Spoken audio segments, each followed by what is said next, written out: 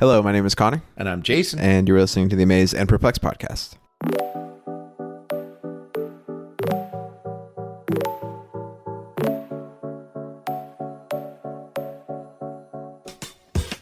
Well, we want to welcome you back. And today we're focusing on Matthew 17, verses 22 and 23. This is the season of just doing one or two verses at a time, apparently.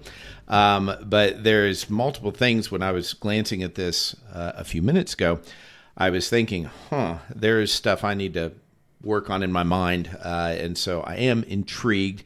Jesus has, just real quick, he asked them, hey, who's the Son of Man? Who am I? And they eventually, Peter says, hey, you're the Jesus, Son of God, Son of the living God. And then later in the conversation, Jesus says, hey, I'm going to be killed. And Peter says, it's not going to happen. And he says, get behind me, Satan. And then they go on the Mount of Transfiguration and see Elijah and Moses and come down from that and heal a kid. And last week, we talked about a post-conversation to that healing where it talked about faith and what is little faith and how do you understand move the mountains. But you'd have to check out that episode to get the fullness of that. But that sets up the context. They're traveling together and they're on their way to Galilee. And something about them arriving at Galilee, or just Jesus is like, hey, it's the perfect time to share this. He shares what we're going to look at today. And curious, any data you'd add to that? Yeah, so it's bookended. This passage we're going to read today is bookended by they arrive in Galilee, and then in the next little bit in 24, they arrive in Capernaum. And so, there's a lot that happens. We get two verses of action of dialogue of what happens in between this traveling time, and so much happens. And so there's a lot of room that there's a lot of room here for what is being filled with grief mean in this context. What is it? How does it affect the group dynamics? I don't know, but I think it's just important. When we tell stories, Jason, you often will travel up northeast to see family or whatever, and you'll come back and you'll have a little bit more than two verses to share with me, but you'll just have little moments, right? Little moments that are summing up the whole thing, and yet that's not the fullness of the experience. And I just think it's important to remind ourselves that this is we get a relatively, and I think for certainly for 2,000 years ago, we get a lot of information about the ministry of Jesus, and yet there's so much here that we specifically do not get. That is a tremendous observation to me, because it really brings to life, the last comments from John, where he's like, hey, because at first you're like, well, yeah, there's a lot that could be written, but it's like all the books in the world, you know what I mean? It's like, really, that much? But assuming he is the Son of God, we would assume all of his interactions are full of meaning. He is always asking God, according to John 5 and other places, hey, God, what do you want me to do? What do you want me to say? Spirit, where's this going? And so I think we'd be blown away if it had every word he ever said. You know what I mean?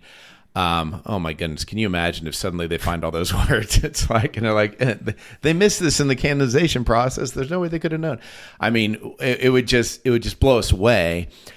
Also, it would confuse us even more. I am convinced if we had 1,000 more words of Jesus, we'd be like, how do these 1,000 words, and we were sure they're from Jesus, how do these 1,000 words fit with those 1,000 words? Because I think it just goes against that assumption, man, if I just knew a little bit more, then it would all come together for me. And what's just not true. Just a little bit, just a few more facts on the ground, just a few more, just we get a better lay of the land, just black and white facts.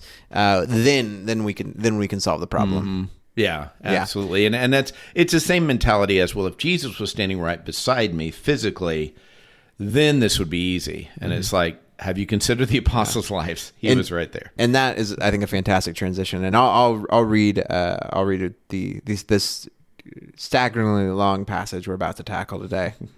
Starting in verse 22 of Matthew 17. When they came together in Galilee, he said to them, the Son of Man is going to be delivered into the hands of men. They will kill him, and on the third day he will be raised to life. And the disciples were filled with grief. So, Jason, you mentioned that you have a lot to work through. What amazes you? Well, I think the part that does amaze me is it responds to the question, how do you share news that is terrifying? How do you share news that you know is going to destroy the people's perception, your audience's perception about what good life is? You know, in some ways, they are just now acclimating to what it's like to walk with Jesus as the Son of God. And you know how you come to terms with things like you say something that maybe is new for you. You're like, I believe this. I hadn't thought this way, but I believe this. But you recognize your nervous system, your muscle memory, your whatever, your coping skills, it's going to take years maybe to adjust to that knowledge. You know, for example, I recognized, I don't know, 5 years ago that I didn't feel my emotions. I thought my emotions, which if you don't, that can sound totally weird if you're not familiar with that dynamic, but I did. And basically anytime anybody would say how you're doing, if I didn't just say fine, I would basically quickly run through what would a guy that had my experience this day, this week, this year, what would he say? And I would answer that question. But what that meant is when I had all this anger inside of me and all this sadness inside of me, I wouldn't deal with it, but that energy would just come out sideways. And all of a sudden I'd be in fights with my wife and I'm like, why do I keep fighting with my wife? Like, I don't know what's happening to me. But learning that, and at first I was like, that's silly, you know? And then I was like, that's true. And then it's like, I don't know what to do with this. And so that's the nature of just humans. And so I think they're just acclimating to this. And I'm amazed at the pattern. I could equally say perplexed, but I can genuinely say amazed that, you know, he told them this was going to happen. Peter pulls him aside and says, this is not going to happen. They live some life, you know, between, and then he comes back. And it's especially out of context. Like, was the conversation before this, hey, you guys want some lunch? We're getting into Galilee. I would assume, you know, where are we going to get water? Where are we going to stay? What are we going to do? It's just such an odd thing out of context. I mean, we assume it because it's part of the Bible, but it's like, hey, and he's referenced this. Now, keep in mind, when he said it to Peter, it wasn't the first time he had talked about it, but it was the first time maybe he was direct enough that they made the connection. He's talking about himself. But then later, between that time and now, he's referenced, hey, when I'm resurrected, or, you know, these kind of things. And so he's coming back and he's like, if this is a model for how to share it, it's a pretty, I don't know where else to put it, because it doesn't perplex me so much as just like his succinctness, his clarity, and his expectation, they're going to be able to handle it. Yeah. You know, you wonder why did Jesus need to warn them right now? Because like in the timeline of Matthew, he just did that, a chapter or so ago. He made his like first like, hey, this is what's going to happen to me. And then we go through the process of the transfiguration, and then there's this healing of the demon-possessed boy, and then all of a sudden there's this weird aside where there's like questions of faith and miracles and power, and you're like, okay, well, why is it situated in the place that it's situated? And even I even think about this, because then like the next thing is the temple tax thing. So maybe next, if that's what we cover next week, I'll be even more intrigued to see how that places itself next to this. What I wonder is the disciples, they have this, Peter has this confession of who Jesus is, and it's like, oh wow, the Messiah has come. We're here. The long anointed one that we have waited for is finally upon us, and they have all these ideas for what it means that Jesus is constantly trying to knock down, and they keep on holding on to passionately. There's the truth, like you said, has not gotten deep into them yet. And then they say it, they don't fully recognize what it means yet. They don't fully feel what it means for Jesus to be the Messiah, the Son of God. And then the Mount of Transfiguration happens, and you have to imagine, you know, you hear Peter's reaction to what he sees, and he's so awed and so put into this other headspace. It's like you almost get the sense that Peter takes, like, Jesus levels up in his mind, you know, and it's like maybe the otherness increases, maybe the grandeur of what is happening is so marvelous to them. And you think about like what that would feel like and what that would mean, and like how that would impact Peter, James, and John. My sense is like Jesus teaches his truth, and in Matthew 16, and then they have these experiences that are so incredible and so massive that reinforce the way that they would have perceived the Messiah is going to live out his life. Like, they get the confession and they're rebuked, and it's all this stuff. But then Jesus does miraculous thing. He's suddenly in the presence of God and the patriarchs.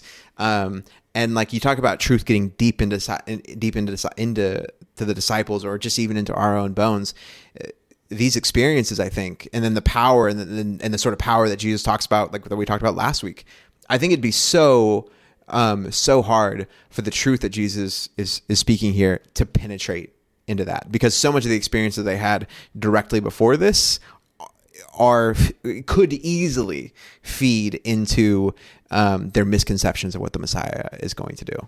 I think about this when I baptized a couple people over the last few weeks, and I always think they're going to be so disappointed in their own vision of God in a week, in a year, in 2 years. Everybody is, you know what I mean? Because your vision's off. It just can't. You can't have. I right now don't have a comprehensive vision of who God is. I know a lot about God. My sense of him is so much greater than it was 5, 10, 15, 20 years ago. And I hope it's so much greater in the future. But man, when a person gets baptized, especially if it's a young person, it's so fragile. And they're going to hit a point where it's going to hurt. And so I want them to know. But it's like doing premarital counseling, where it's just like you're telling people, hey, it's going to be really hard. And they're like, you have no idea how deep our love is. Mm-hmm. It's like, yes, for other couples it was hard, but our love is, just legendary already. And so you tell them, and you're like, when it's hard, come talk to me. When it's hard, just understand you're not alone and this kind of thing. And still, I'll have couples say, I wish somebody would have told us it was hard. And I'm like, yeah, me too. I wish you would have heard it.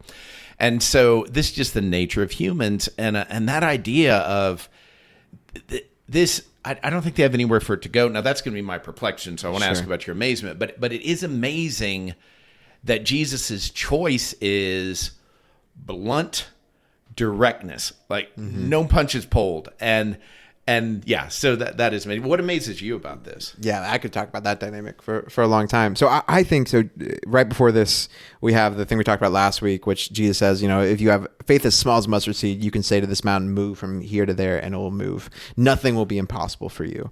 And you think about what a disciple would think about, like what's the vision of the sort of thing that Jesus has on tap for us. You'd be like, oh my word, like the things we're going to be able to do. Like you start thinking about trying to get in the disciples' headspace of like, what do they begin to imagine? Because like we all imagine, like, man, what could God do in this scenario?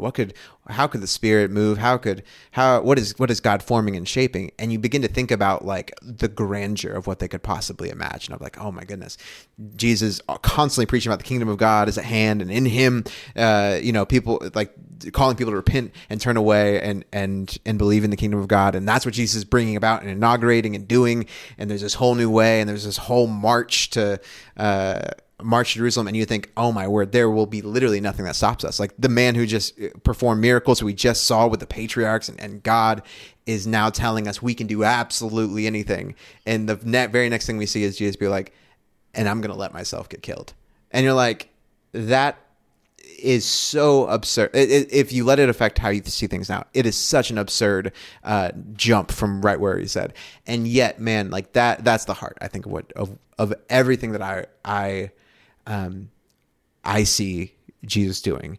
Jesus does not shy away from the power that he is offering his disciples, offering you and me, and then also saying, here's where the power is, and here's where it should take you.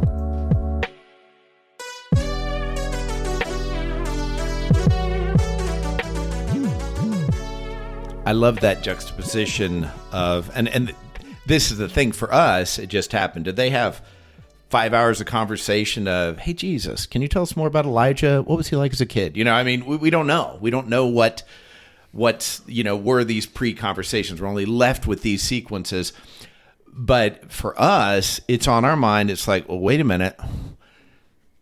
Shouldn't we be avoiding allowing yourself being killed by evil people? Mm-hmm. Wouldn't that be one of the Beatitudes? Yeah. Well, and I mean, it's a scandalous truth that that the faith to move mountains should take you to the cross. Jesus had faith to move mountains. He had it more than anybody that's ever lived. And he knew where it was going to take him, and he knew it was going to take him to the cross. And I think the truth is, like, and we need to repeatedly remind ourselves when I think about the grandeur of what Jesus tells the disciples that they can have, and then even in John when he says you'll do greater things, you're like, man, that's crazy. What could greater things possibly mean, and how do I see them? How would I partake in them? Also recognizing that that's paired with the calling to take up our cross, and that if I truly live this out, then that's going to having faith as small as mustard seed. And truly trusting in God, and truly allowing myself to have full faith in Him and to give my life to Him, that what naturally follows from that is my own cross. And like that is, it's the, there's this common, I don't know if it's a fable or a story, but, somebody who desperately wants, there's some sort of special treasure or prize, and the whole story is about them trying to find it, the dragon's hoard or the pirate treasure or whatever. Mm-hmm. And then they get to the end of it, and it's like, well, they don't get to capitalize on the wealth of the dragon hoard, or there's some potion that they thought was going to be used for their own gain, but actually has to be poured out for a friend they made along the way or whatever. That we hear that story 1,000 times, and yet it's like when I think about what I want from God and how I want to live, and it's like, oh man, I see so much. There's so much I want from God in my own life. Not material. Yes, I do want material things from God, but like even just depth and closeness, and to be more like Jesus. And one of the things that I need to keep a better perspective of, like the things I yearn for in terms of depth and connection to God. That it ultimately always leads to the cross. And it's so easy for me to take the things of God, the power of God, and try to wield it in my own mind to craft my own little universe. And Jesus can craft the whole universe. And He does have ultimate power. And when Jesus has ultimate power, He runs to the cross. And that, that's just the good stuff. Yeah, it is. And I mean, you say that kind of joking, like tongue in cheek, because it's like you get to decide whether you're going to align with God and make it good stuff, or you're going to rest in your own understanding and say, this is crazy. Like, this is just crazy.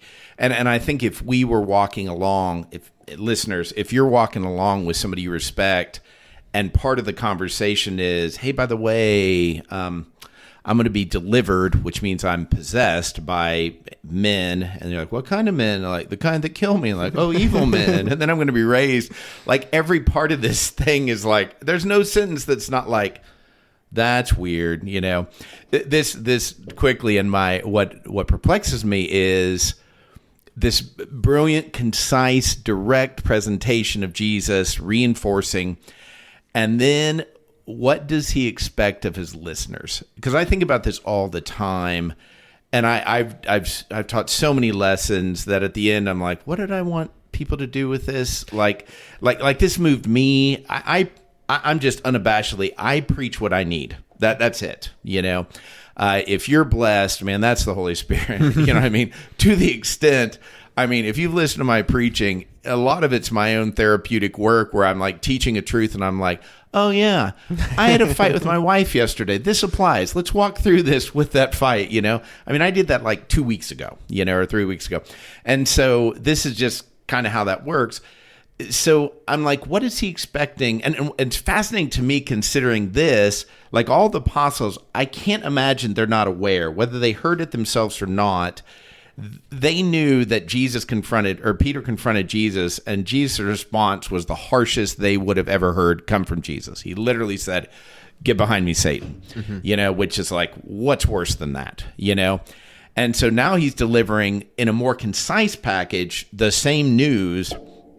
And I think it's noteworthy that nobody said a thing because they're like, we saw Peter. You know what I mean? It's like when your older sibling gets spanked for doing something, you're like, I'm not going to do that, And so, but still the emotion, and literally that idea of grief, and so grief would be, it's not fear, it's sadness, but the fact they don't just feel sad, they're filled with grief. And that's filled with joy, and the word joy in Greek are two different words. And so my assumption is filled with grief, and they grieved, or slightly, I mean, it's just consuming. And then it's like, here we go on our way to Capernaum, but it's like, what's the expectation there?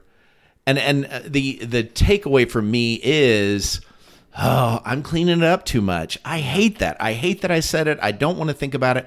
I'm preaching this Sunday on Easter. I want it to be concise. I want to, in preacher training terms, I want to land the plane effectively. You know what I mean? I want to include everybody in the journey. I want to leave them, yes, with challenge, but I don't want to leave them feeling. To grieve is to feel lost. Yeah. To grieve is to like, what do I do with this? Like, grief is like, when my wife dies, if it's before me, I mean, I won't get to negotiate whether I'm grieving or not. It'll just be like, I don't know if I can understand the world without her in it, and it will take me a while with God's help to establish any new equilibrium.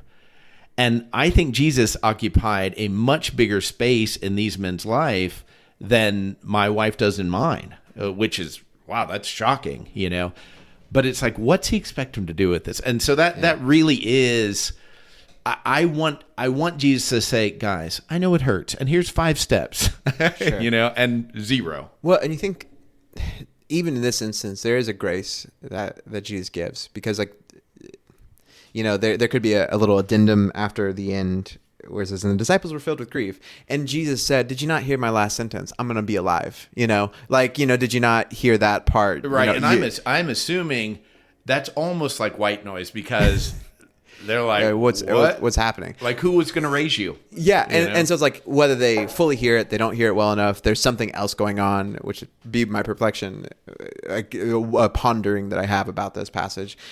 But there's so much grace that Jesus gives us here that he just lets it sit, and doesn't feel the need to fix it or to make it better. And you also even wonder, this thought just occurred to me: is their response correct? Like their response is probably actually, even if they had the full vision, Jesus weeps over Lazarus. Jesus has grief for Lazarus. Yeah, that's great. And you're like, that's a great point. I just wonder here, I'm sure just because they're human, they didn't get it completely right. But now I'm just pondering, because I've always heard this taught in the way that they really didn't get it, didn't understand, and they were big old dummies.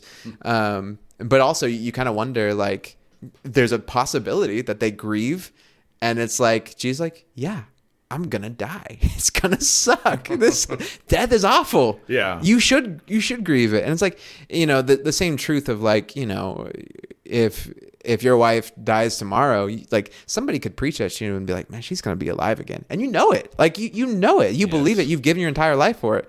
But it's like, Jason, why are you crying, man? Didn't you just hear she's gonna be alive? And you get and this is where it's like, this is a physical person in their life that they've thrown away everything for. And so I don't know, I still have the kind of feeling of I kind of lean towards them probably not getting it. But also now I'm wondering if this is Jesus, yeah, you should, the fact that this is going to happen is the triumph of humanity, and it's also the tragedy that it has to take place, and you should feel grief for it. Yeah, I do. I think that's right. I do. I agree with it. And that tension that they experience, even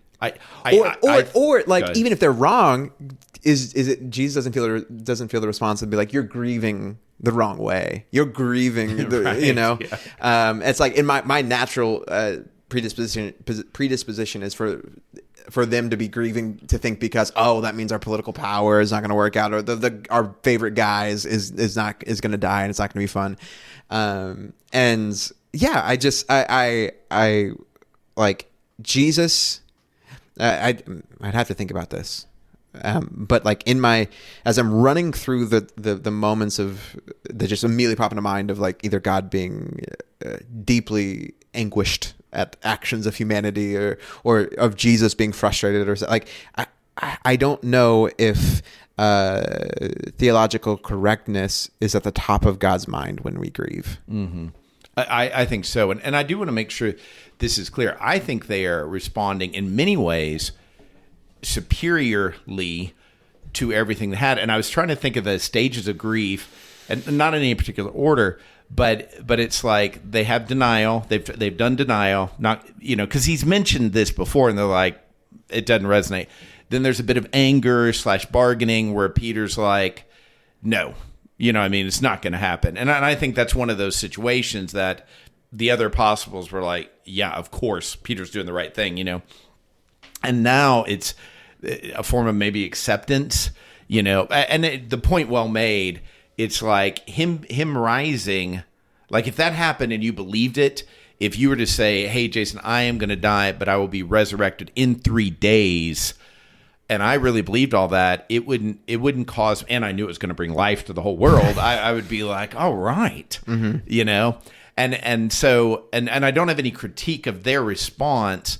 I think that's my perplexion is, am I allowed? It really comes back to, am I allowed to do it this way? Am I allowed to just destroy people? And like, this is what I've avoided all my life. And he's not doing it to be mean. He's not one of these, I don't know, Southern preachers. He's not a fire like, brimstone. Yeah, he's not ripping people. Yeah, he's not fire brimstone. But it's just such a cut. It's just such a bam, And on one hand, I really respect it. And on the other hand, I'm like, what does he want them to do with this? Like why so...